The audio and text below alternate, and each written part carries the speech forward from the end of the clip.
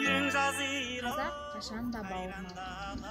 Әр кезеңдердің өзінде елімізде пана іздеп келген жат жұрттардың бәрін бауырына басып төрінен орын берген қазақ.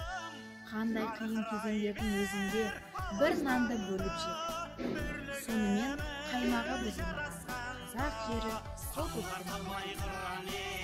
Бүгінде елімізде 136 ұлт пен ұлыстың бір тудың астында өмір сүріп жатыр. Құрметті Қазақстан жастары, барлығымыз туған жердің төрінде, құшағын жайған бейбіт елдің ішінде ел бірлігін сақтауға атсалысайық.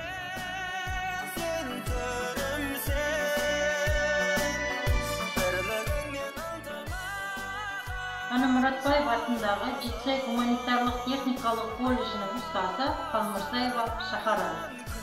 1 мамыр Қазақстан халқының бірлігі мерекесі мен шын жүректен құттықтаймыз. Бір шаңырақтың астындағы халқымыздың достығы мен өзара түсіністігі ұлтаралық одан ары жалғасып, еліміздегі ұлтаралық татулық әрдайым берік болып, қашанда ынтымақ бірлік жасай берсін.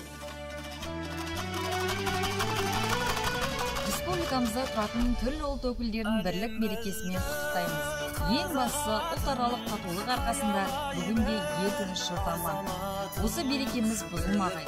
Қазақстанда тұратын барша ұлт арасындағы айнымас достыққа сызат түспесе екен деп тілейміз.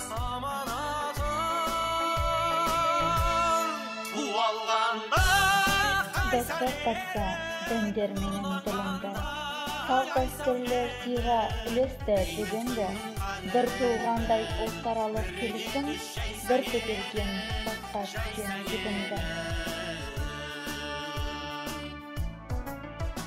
Қымбатты жерлестер, Қазақстан халқын өркен жайып, мемлекетіміз молшылыққа, ал әрбір шаңырақ бақыт